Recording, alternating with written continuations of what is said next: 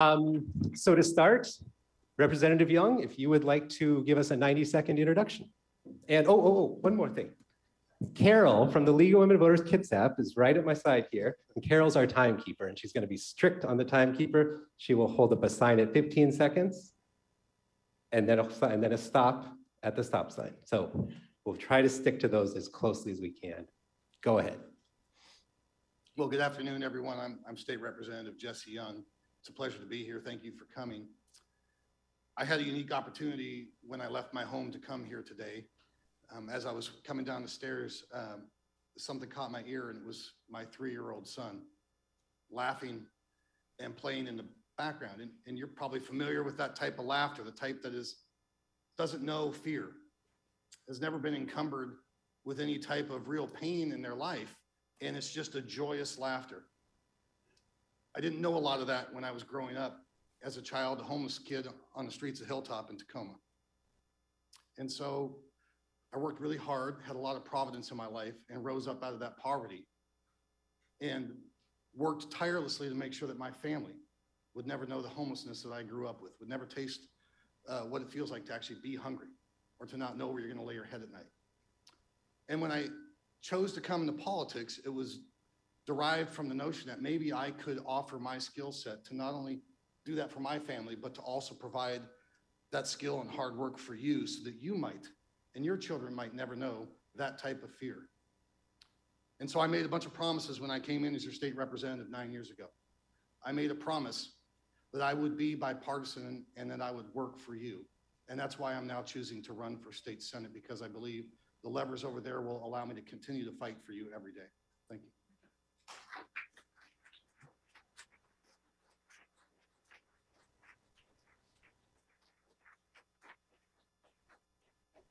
Senator Randall, 90 seconds to you.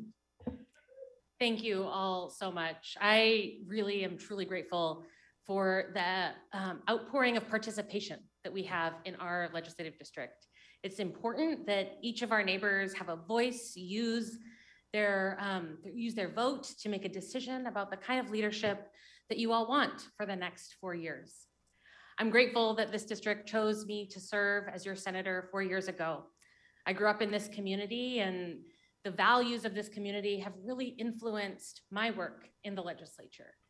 I bring with me the stories of my grandparents who chose Kitsap to raise their families, a welcoming community, who chose this place to find economic opportunity for their children and themselves, grandparents who served in the fire department and the Department of Defense, and teachers and educators who instilled in me a desire to give back, to open doorways for folks wider.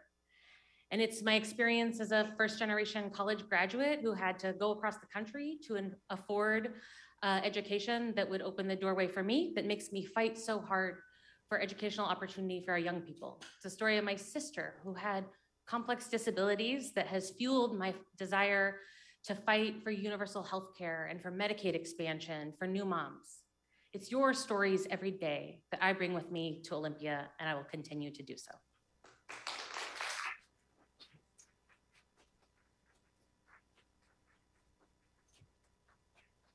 Okay, the candidates are aware of this, but the audience isn't, so I'm going to say it real quick. The 4 topics, the issues that the survey identified were inflation, crime, democracy, and the environment. And so for each of those issues, our group talked about it and identified 2 questions. So there'll be 2 questions for each of those issues. And the one we're going to start with is inflation. Respondents to the Braver Angels survey named inflation as the #1 concern on a list of issues facing state residents. With the acknowledgement that inflation is an economic phenomenon that goes beyond the boundaries of just the legislative district and even the state, we are still interested in how you would address the concern residents have about the rising costs of living. Senator Randall, you get the first question. What is one immediate, specific form of relief or benefit that you would support the state legislator enacting in the upcoming session to help constituents absorb the rising cost of living? How would a proposal that includes financial relief be paid for?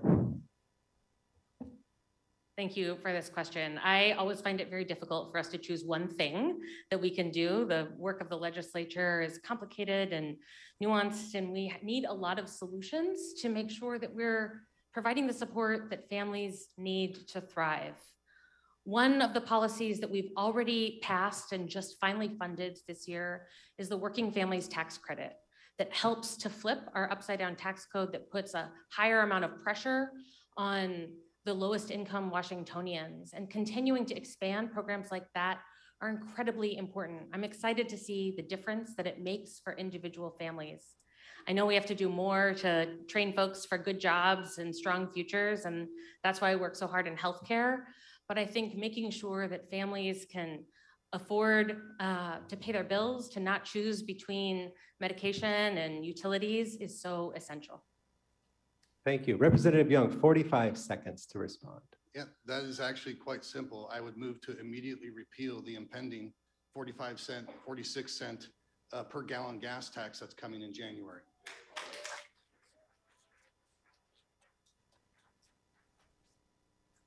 Our working class families should not have to absorb that. Coming from low income, I can tell you what it's like to watch your parent stare at a $5 bill and wonder if that's enough money to put gas in the car to get you to the store and back just to feed your kids. We should never put that type of tax burden on a struggling working class economy when the economy is taking the inflationary hit that it is right now. So I would move to immediately do that. I would also move to immediately repeal about 15% of the 68 new taxes that were passed by the majority party and my opponent in her first term.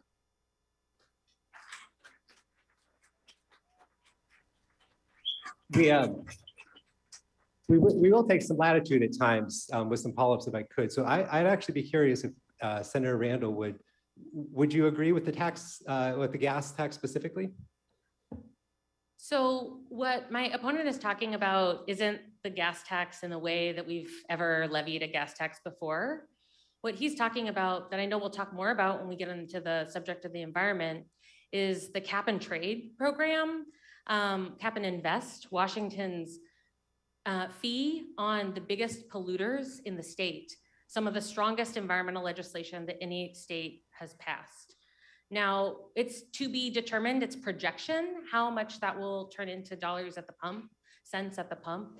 We've all been on a roller coaster this last few years, and certainly the last few weeks, to watch the gas prices rise and fall.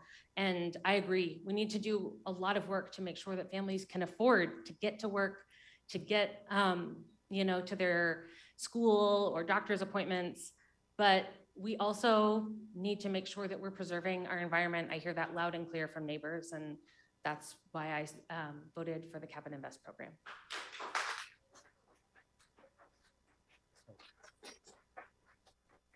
I'll move to question 2 now. Question 2, and we'll let Representative Young start with this one, also on inflation. Looking further ahead with the acknowledgement that we don't know how long inflation will stay at its current rate, what is one idea you have to structurally reform either state tax policy or state government programs to ensure Washington state residents feel optimistic about their financial future? Well, the first thing that I would do is I would immediately stand against all of the lobby effort that happens down in Olympia to put rules around how our money is spent. And the way that lobbying effort works is Seattle and all your major metropolitan areas put rules into effect that basically say you can only access the money that you're going to spend on these resources if you provide it in the way that they deliver it in Seattle. That never works for our rural communities like this. Unfortunately, the Democrat caucus is a majority caucus made up of Seattle King County legislators, and we need to stand against that for the rural delivery so that people out here can trust that the resources that we fund, that I've voted to fund for you, can actually be spent in a way that you will and your families will benefit from. And you have my commitment to always do that. Finally, I would note that on both of the previous 2 questions, she did not answer the question.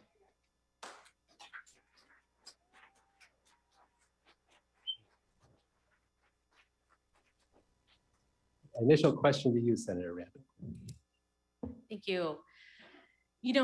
I think Representative Young makes a good point of needing to have a voice that will stand against Seattle politics. I think it is valuable to have that voice be in majority caucus leadership.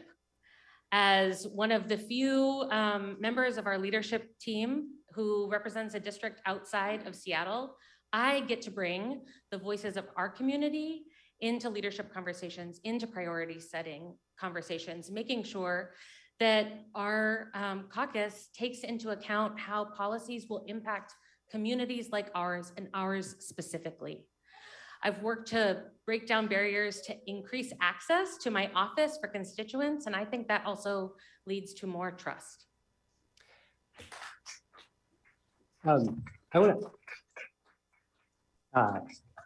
This time I want to come back to you, Representative Young. Would you give me, when you say services provided in a different way to rural communities than they are provided in Seattle, what exactly, can you give me an example of that? What exactly does that mean? The types, well, one of them is one of the bipartisan bills that was unanimously passed this year that I sponsored that dealt with giving tax incentives to more rural-based communities so that they have access to the money, because the conditionals on the tax incentive align something like this. Well, if you can only serve a certain demographic at a certain population density, then you can use the money. But Seattle is very dense. And so when they put those type of density conditionals on the release of money, it makes it extremely hard for a rural setting provider to meet that density conditional. And when they can't meet the density conditional, they can't have access to the money. So from a broad perspective, you see the state say, we're gonna put millions of dollars into that into this bucket of money, but then the rural counties never get it. It all goes to Seattle. And she says that she's a voice in her majority caucus, but she has not done anything to affect that. All the money and all the budgets passed this session went to Seattle with those conditionals intact. We've discussed it. That has been made aware to all of the rural majority party members in this district, and they do nothing about it. I will fight to restore your access to that money because Seattle doesn't deserve your tax dollars. Let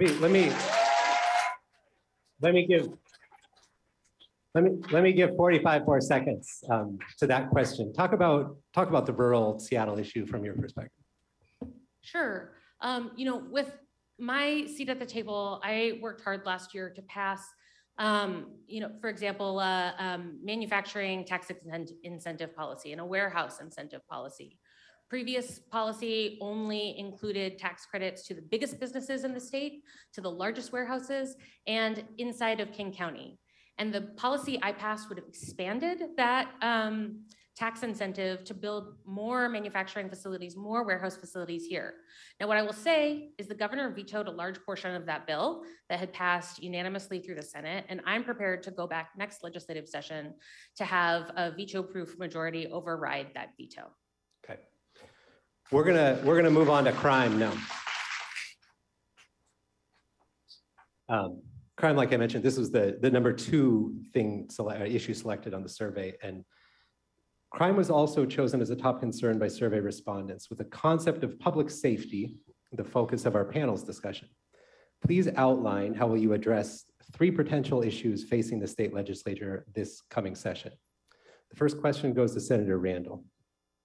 A 2021 state Supreme Court decision known as the Blake decision decriminalized the possession of small amounts of illegal drugs and vacated thousands of convictions for simple drug possession. How can the legislature address the situation so that individuals possessing and using drugs may still be held accountable when coming into contact with law enforcement and directed towards treatment programs or mental health evaluation? Thank you. That's such an important question. So when the Supreme Court overturned all of the state's drug laws, it was in the middle of legislative session. Big policy like that is something we usually spend many months, at least, before legislative session working on, but we were set to scramble to figure out what policy we could get the votes to pass. So what we passed was a Band-Aid, frankly, a temporary 2-year policy that we knew we'd have to come back and fix. And I can tell you, it hasn't been working. I hear that from neighbors at the doors, and I freely admit it. We need to do something differently. We have some Blake work groups that are bringing proposals forward, but I think I've been in conversation with many of our law enforcement officers and our police chiefs and sheriffs, first responders.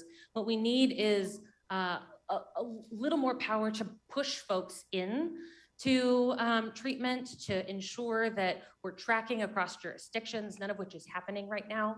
And I look forward to being at the table to make sure we get something across the finish line that addresses those needs. Representative Young. So I'm glad to hear Senator Randall admit that they didn't fix it. Unfortunately, we did have a bill to fix it. The Blake decision settled on the definition of a word. So I co-sponsored the bill. Actually, I prime sponsored the bill, had a number of co-sponsors on it that would have rechanged or redefined the definition so that we could have gone back to the law that was in place before the decision. Unfortunately, Senator Randall refused to co-sponsor that bill. As a result, we got it fixed that we knew wasn't going to work. We could have gone back to what was, and then we could have worked to make things better. But instead, we got a radical new push that defunded our police, that handcuffed our police, kept these drugs legal, and now we're dealing with parents that are worried about their kids having drugs slung to them because you can't arrest a kid as long as they've got a size of fentanyl or cocaine that's considered a personal use. We need to go back to the original definition. What was the definition? Explain that.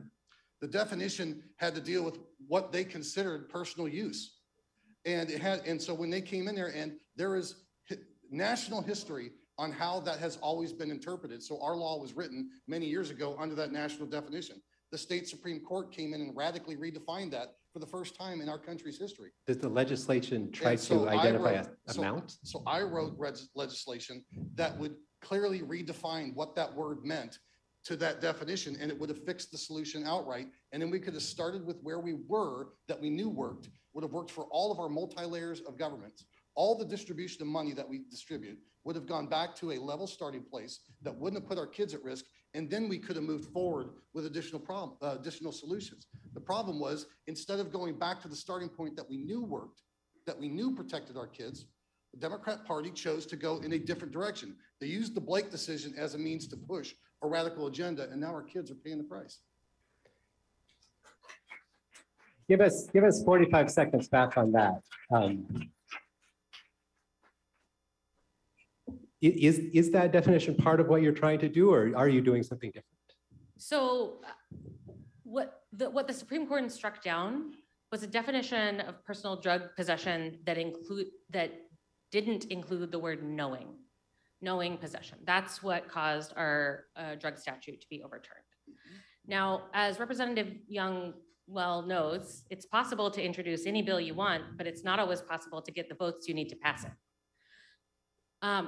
We didn't have the votes to pass the version of the bill that he's talking about. I'm our majority whip in the Senate. I know where my colleagues stand on policy. I know where a lot of Representative Young's colleagues stand on policy. We didn't have the votes to turn that policy back on in a way that would have overturned the Supreme Court's definition. Okay.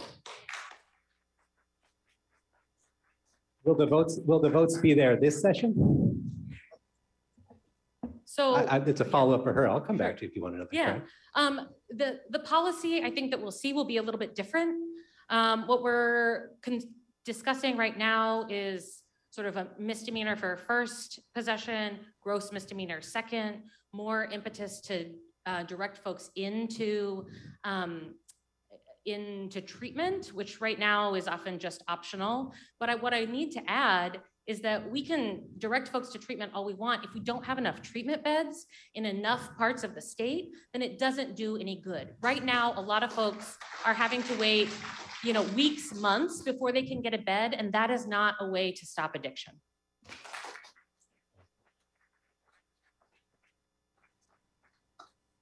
Well, I would just add, it's unfortunate, but it's just not true that the votes are not there.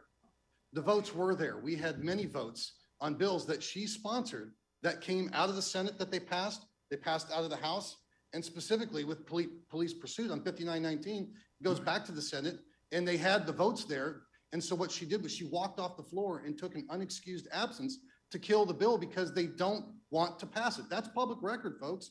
And more importantly, I find it disingenuous. She says she wants to be a voice in that caucus to steer it more towards a perspective that will help our district, yet she keeps admitting that she doesn't do it. Folks, as my record as a Republican has been to create the most bipartisan record in the state in voting. That's because I will stand publicly against policy that the Republican Party supports if it hurts my district.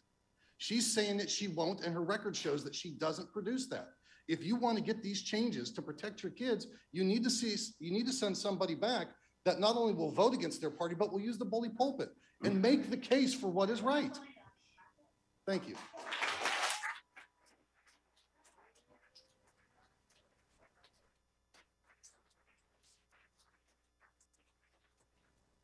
We're actually, my next question is about the police pursuit bill, so you can address what was brought up.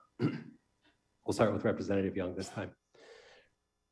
Recent police reform legislation made changes to actions officers and deputies are directed to take during responses, most notably provisions to end police tactics like chokeholds and curb law enforcement's latitude when encountering and pursuing suspects.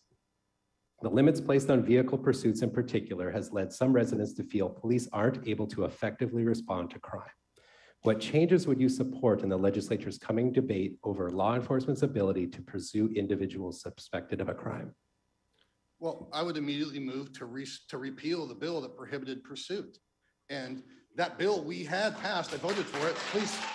Hold on. Let him finish, please. Let him finish. That bill was 5919. And as I just noted, it passed off the Senate. Senator Randall was a sponsor of it. It came to the House. We passed it off bipartisanly, sent it back over. And with 2 days left to go in session, after our county sheriffs, after our police, chiefs of police in this district begged all of us, please pass this bill so we can protect people again. She took, for the first time I've ever seen in my 10 years nearly in the legislature, an unexcused absence. Folks, you're allowed absences if you're sick. You're allowed absences if there's an emergency. She took an unexcused absence on her own bill with 2 days left in session and walked off the floor of the Senate to kill the bill that had the votes. When we needed her most, she walked away. I will never walk away from you.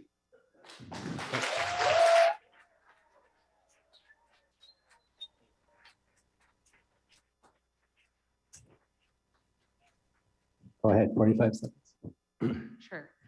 I'm proud to be endorsed by our Kitsap County Sheriff, John Giese, and I've worked with law enforcement and been on countless ride-alongs for hours, trying to best understand what the tools are that we need to address rising crime, the same rising crime that we're seeing nationwide. It's not unique to Washington State. I do think we need to make sure that law enforcement has tools to pursue folks who are committing violent crimes, who are dangerous.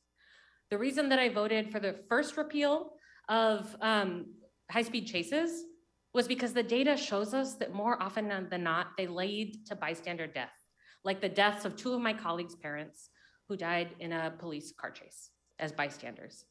We have more to do, and I've been talking to the Fraternal Order Police and to sheriffs and officers about what the right solution is, and maybe it is reinstating the police pursuits. But what I will say is, I know he's gonna accuse me of lying, but the votes did not exist in our caucus. We had a very difficult caucus discussion inside chambers, and they just weren't there to get it across the finish line.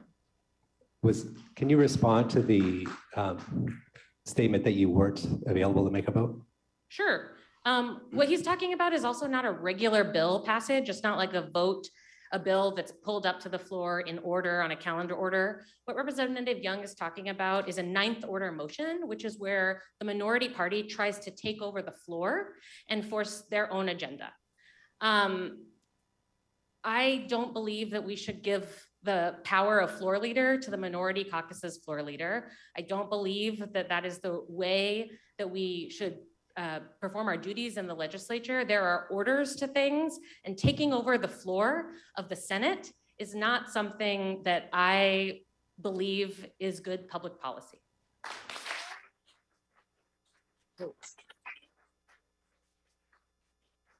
Okay, we're gonna move on. Did you want to make a last statement? I do. I'll give you one more. But she is admitting it's true that she took an unexcused absence. An unexcused absence that her leadership gave her because they didn't agree with her maneuver. Otherwise, they would have walked off the floor.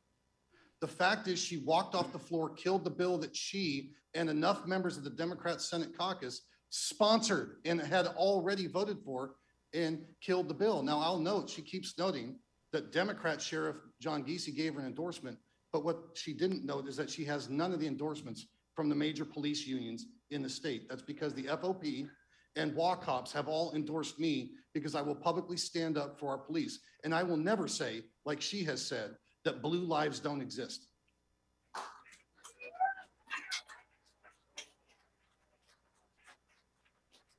Karen, would you care to respond to that last allegation? Sure. I'm the daughter and granddaughter and cousin of first responder. I'm a friend of first responders. I am a supporter of our law enforcement, and it's disingenuous to accuse me of thinking otherwise. I worried every day when my brother was inner city Boston EMT and had to go out into the field wearing a bulletproof vest. I worry every day about my cousin, who's the first woman sheriff of Salt Lake County, Utah, and I worry about our law enforcement in our community. I'm not endorsed by FOP and WACOPs. That's true. That's fact that you can research. But that doesn't mean I'm any less committed to ensuring that our community is safe, that law enforcement have the tools that they need, including more mental health support, which they are clamoring for, to keep our neighbors safe and to prevent crime, not only respond to it.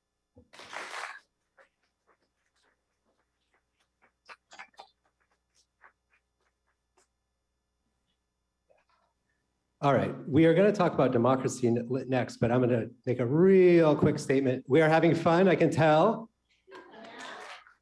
Very obvious out there. What I will ask, though, however, is we've had a few instances where people have started clapping during someone's talk, and so I would appreciate it if we just let them make the statement. It's only 60 seconds you have to wait. And also, like Elizabeth had pointed out when we started, only clapping. Let's not be yelling, let's not be whooping. Let them talk, just let them hear. Thank you, appreciate it. All right, democracy was number 3. And I'm just gonna say personally, when it came up in the committee, everyone kind of looked at each other and goes, wow, this is big. What do you mean by democracy? So it was a little hard and we had to work on it to find a place where there was something we felt like we could talk about. Respondents selected democracy in the survey. So that's an issue that also an issue goes well beyond one legislative district. So our group, when we centered and kind of settled into something, we talked about the idea of preserving democracy in the sense of civility, trust in government, and balancing rights and responsibilities. The first question goes to Senator Randall. The intersection of democracy and individuals often crystallizes in the problem of public health policy. A refrain that seems to be on the mind of many people in this 27th legislative district is the issue of rights through my body, my choice. However, this means different things to different people in our district and on our committee. On one hand, this looks like Governor Jay Inslee's state of emergency order in 2020 that enabled as many as 85 specific safety protocols to the COVID pandemic, like mask mandates or vaccine requirements for state employees. On the other hand, my choice harkens back to the Roe versus Wade decision that was overturned earlier this year, putting reproductive rights back into the hands of the states. What responsibility does the state legislature have in regulating the health decisions of citizens? Thank you for that question. I know it's on all of our neighbors' minds. I knock on doors every day, have had over 2,000 live conversations with neighbors, and almost every other one is about reproductive rights and freedom. And the fear that with the federal Supreme Court's decision to overturn Roe, that we will lose that freedom to choose what's right for us and our families here in Washington. Even though twice at the ballot box, voters have voted to codify Roe and to ensure that our right to abortion is protected here. I think it's pivotal that we continue to have a legal landscape that protects individual freedom to choose to access abortion. No matter what the our federal government tries to do, no matter what majorities are in office, we need to protect the sanctity and sovereignty of our individual bodies.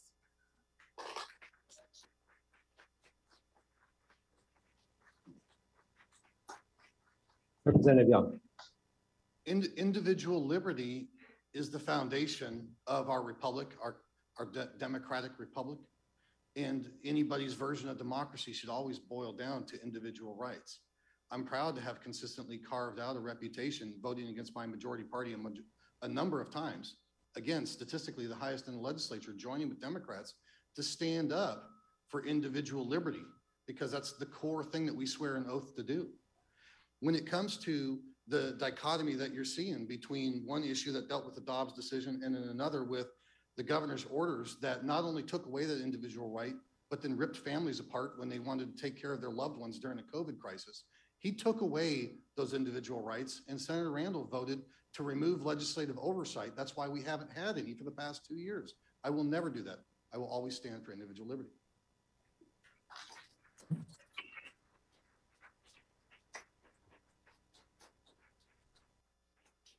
Let me stay on this one for just 1 second, because it was a complicated question. I admit that, because it gave you two ways to take it, 2 ways to tread the road. We'll come back to Senator Randall, and you spoke about abortion rights in your intro. Talk about the second part of the question with, what are you saying? The governor put down a lot of safety precautions. We kept them longer than almost any other state. How did you feel about that sitting in the legislature? Yeah, I think ensuring that our community is safe and healthy definitely has to be on the forefront of all legislators' minds. But I also sponsored legislation to bring checks and balances on the governor's emergency power in line with what many other states have. We passed it through the Senate, but for a number of reasons, including the governor's strong opposition, the House killed the bill. And so we didn't get that across the finish line, but I will say that I have often taken a stand against the governor on a number of issues. But what I also want to say, because Representative Young brought up ensuring that families can take care, or the individuals can take care of their families, and that he stands up for individual liberty. He has introduced legislation to make abortion a felony, and he did not vote for paid family medical leave, which is what allowed so many of our neighbors to take care of their loved ones during the pandemic.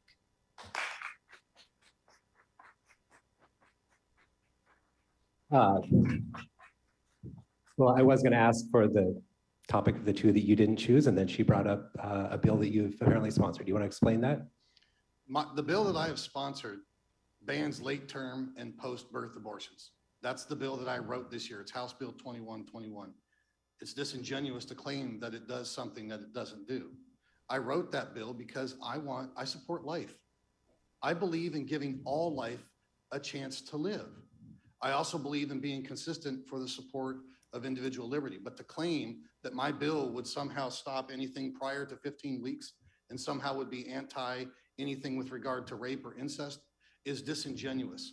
And more importantly, it's dividing our country. We used to be able to disagree or agree to disagree on being pro-life or pro-choice. My bill protects against the selling of baby parts, post-term abortion, half delivering a baby, and she supports those. There's a big difference between the 2 of us.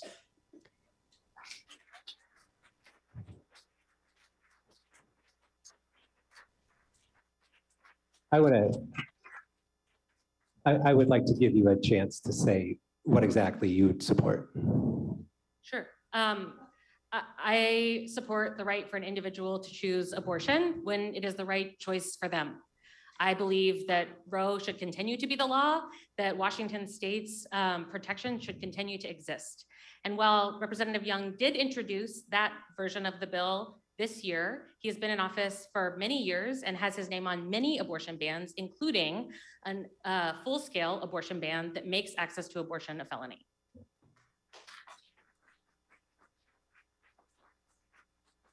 Has your position changed on that over time? Or what is, explain the difference? Well, I support life, but the reason why I wrote the bill that I wrote, as opposed to these other bills, was because prior to these sessions, we couldn't even get any type of hearing whatsoever for moving money out of Planned Parenthood that was forcing abortions on people and not providing them any type of care for mastectomies, for any type of other women's health bills. And we were trying to make those budgetary moves. She's taking previous bills that I did not write. I co-sponsored for the sake of standing up for life.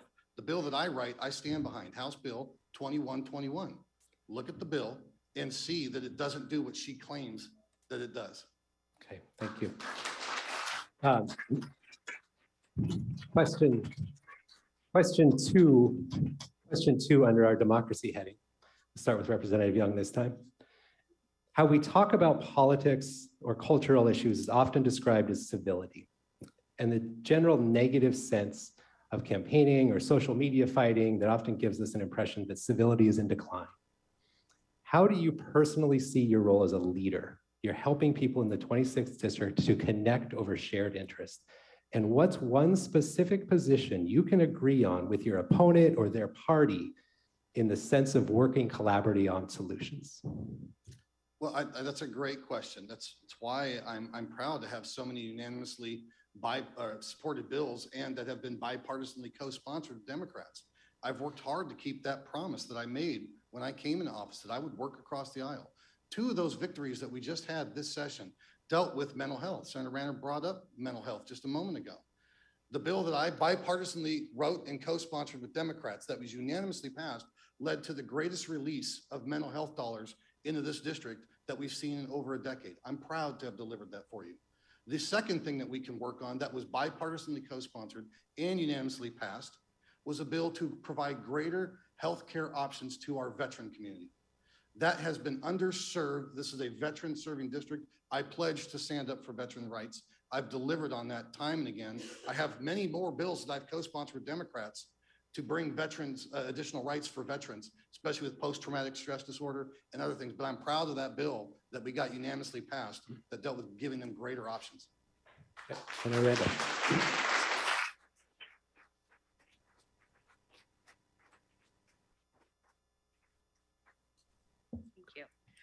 I think it's clear that our neighbors want reasonable, rational, calm elected officials who are going to go down to Olympia and work on solutions.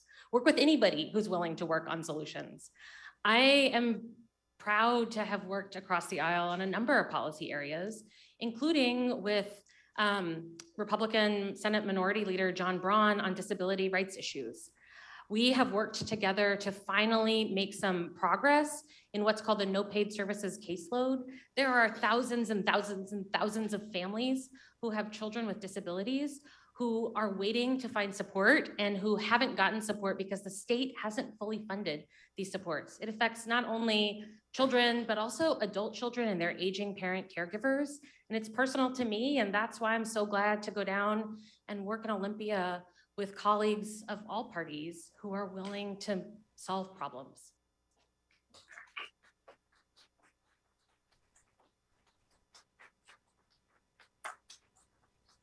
All right, we are getting close to the end here and I'm running out of time. This has gone quickly. The fourth issue that was named in the surveys was the environment. And it's no surprise that in our beautiful state of Washington, the environment was one of the top concerns for respondents in our legislative district. As one of the nation's innovators in renewable energy and climate preparedness, Washington's environmental leadership is a continued concern for citizens. So question number one, which we'll start with Senator Randall. Over the summer, Governor Inslee announced his intention to ban the sale of new gas-powered vehicles by 2035, which he described as a climate-related goal, following up on the 2022 legislative goal of phasing them out by 2030. Do you support the efforts to phase out gas-powered vehicle emissions entirely? And whether you do or not, should the legislature still respond to the increase in electric vehicles and the need for infrastructure to accommodate a growing choice consumers are making? So I think it is our responsibility to plan for the future. That is a key role of the legislature. Now, I'll just admit, I drive a 1997 Ford Ranger pickup truck that is gas powered and uses a lot of gas. And, you know, I would love an electric or more fuel efficient vehicle, but that's the vehicle that my family could afford when, you know, we moved home to Washington. And I think that's true for so many of our neighbors. I talk to neighbors all the time who would like to have an electric vehicle, but can't afford it at the current prices, and who are making decisions about how to do the work of being good stewards of the earth and protecting our environment, but also doing it within the confines of their budget. Now, I think one, that the governor's goal is a goal, and two, that if we are going to work towards environment where we are relying on electric cars, or like the hydrogen fuel cell car that I got to test drive the other day, then we do need to focus on infrastructure and not just charging facilities, but also a more resilient grid to handle the toll that it will take.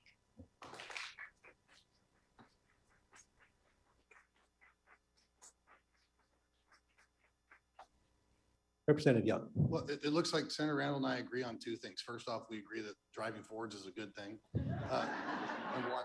Number two, I also appreciate her comment on the grid. It's unfortunate that her party and she apparently support removing our Snake River dams. I'm going to hold you. We're going to talk about that next if you want to. When it comes to the gas-powered vehicles, I'm proud to have led on that. Many of you have heard me talk about before that the governor's Keystone policy was a bill that I bipartisanly wrote with Democrat Representative Peterson to build out all of the electrical grid infrastructure in the state. And I did that without raising your taxes because there's a right way and there's a wrong way to do that. Senator Randall continues supporting subsidies and bans that affect you and drive up your costs. I prefer free market solutions that do that, that don't add to your tax burden. That's the first policy. The second thing is that with that ban comes a shift in taxing policy to a road user charge, which they support adding a GPS car tracking tax to your cars. I have written the constitutional amendments to ban any form of GPS tracking on how you drive.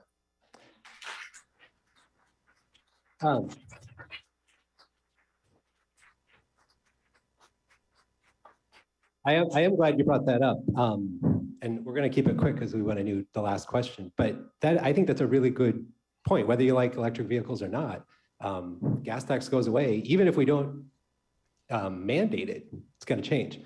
So we'll start with you. Each 45 seconds on how, what do we do? What is the method if we're going to lose gas tax as we go into the future? Gas tax or revenue, excuse me. Yeah, and I'll say we're already there.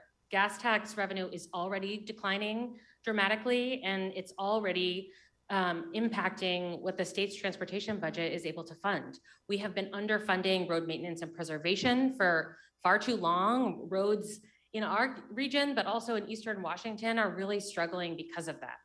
We do need to come up with what a better solution is for funding our transportation infrastructure.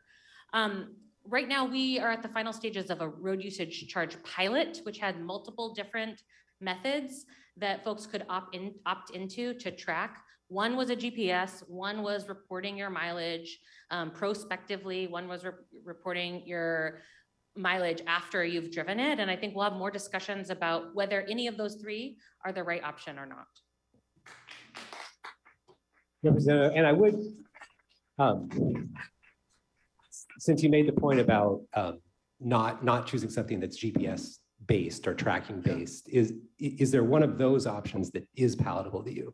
Well, I appreciate the commentary about the pilot because I was one of the legislators that was asked to specifically provide my insight as a technology professional on that.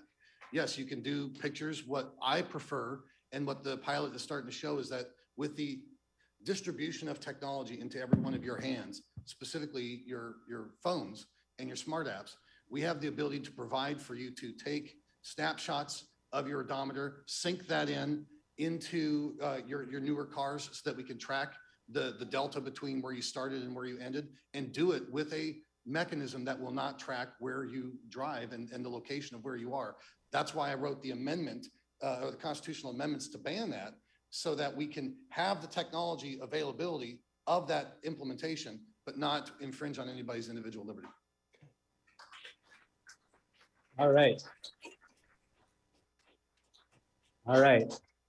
We're going to end this on time. I'm going to make sure. Because me and this guy and this guy and this guy have been standing the whole time. All right. Last environmental question. We'll start with Representative Young. A second question related to emissions and energy is the state's historical reliance on hydroelectric power and its usefulness as the state makes steps to lessen dependence on fossil fuels. Are you in favor of preserving hydroelectric sources of energy for Washington utilities, such as the 4 lower Snake River dams? And how would you balance that with environmental concerns that affect Puget Sound's health in terms of issues like preserving threatened salmon runs? So I have actually been at the forefront of this for you. I've been on the energy committees that have looked at this. I've been back to DC representing you with my experience, and I can tell you there's only one regional grid in the country that is actually ahead of the curve, and it's ours. It's ours not only in terms of being clean, it's ours in terms of energy production and keeping rates low for those that need to be able to heat their homes in the winter without spending all their money on it. And if we were to get rid of the Snake River dams, if we were to address or try to attack our hydroelectric capacity, we would undermine any ability for us to proactively pursue other areas of technology to increase energy production because we would tank our grid. Senator Randall says she wants a strong grid.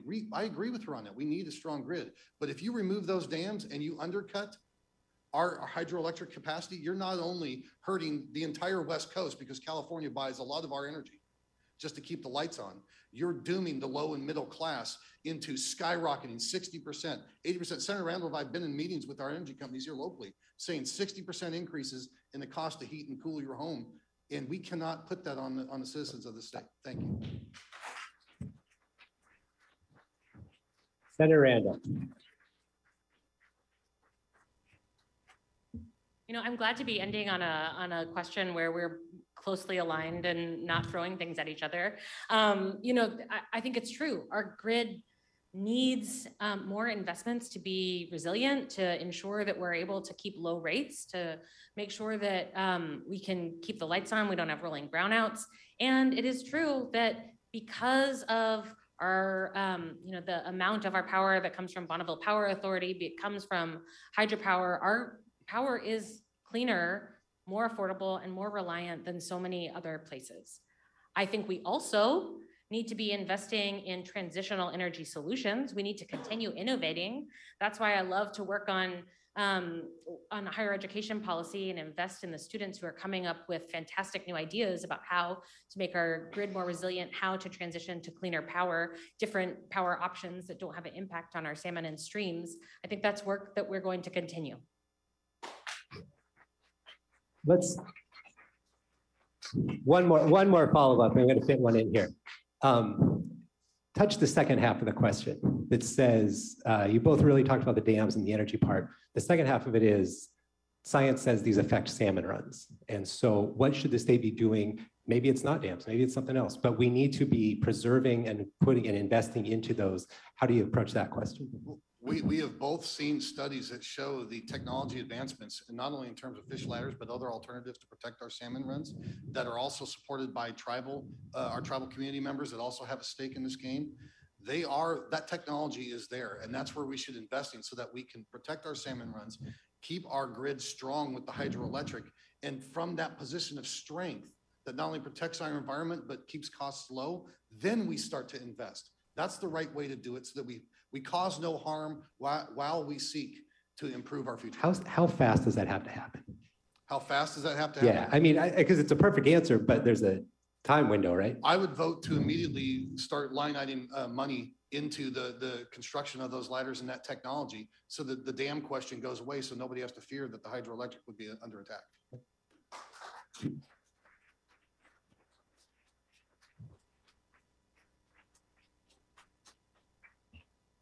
So I am interested and open to solutions to make our dams more resilient and salmon friendly.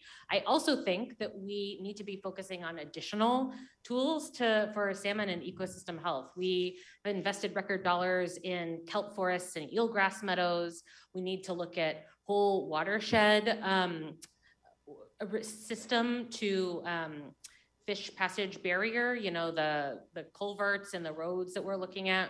We're funding the state funded ones, but there are county and city owned culverts that also need attention. We have to be investing in our salmon. They're, you know, a canary in our ecosystem's coal mine. And if we're not ensuring that our environment is resilient and cared for the next generations and the next generations, then we have a lot less hope.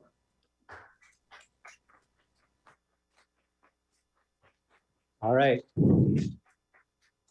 We made it here. 60 seconds with a closing statement. Anything that I didn't ask about, or if you just want to remind me why I should vote for you. We're going to start with Senator Randall on this one. Thank you so much for being here and for participating, and David for asking such thoughtful questions, and for the individuals who participated in coming up with the questions. You know, elections are about choices. They're about who aligns with your values, who you think will make the right decisions for our community.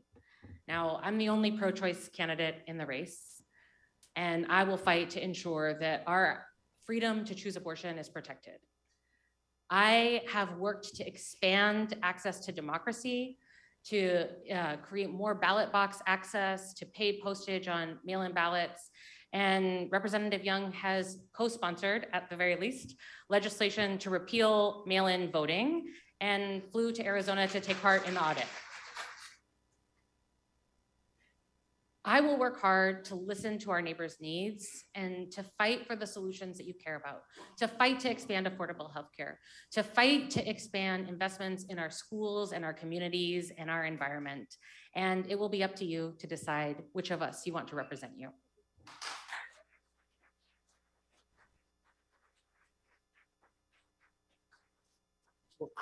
Thank you all for coming. I do agree with Senator Randall. This election is about choices. And if we could distill that down, maybe the best way to distill it would be this is an election about choosing between hope and fear. You shouldn't have to fear when your spouse goes to the store to buy groceries. You shouldn't have to fear that your child might not be safe when they wait at the school bus stop in the morning. As I've knocked on over 40,000 doors this election cycle, I have never seen the ominous cloud of fear hover over the constituents that I've been elected to serve. I'm choosing now to run the Senate and take a step out of my House seat that by all means was considered safe, because I want to fight to reinstill hope into your future. Re-establish the hope that we grew up on, that was passed down to us, so that we can then pass it down in turn to our kids and make sure that they can hope for and have someday the joyous laughter of a greater future. That's why I'm running for Senate, and I'd ask for your vote. Thank you.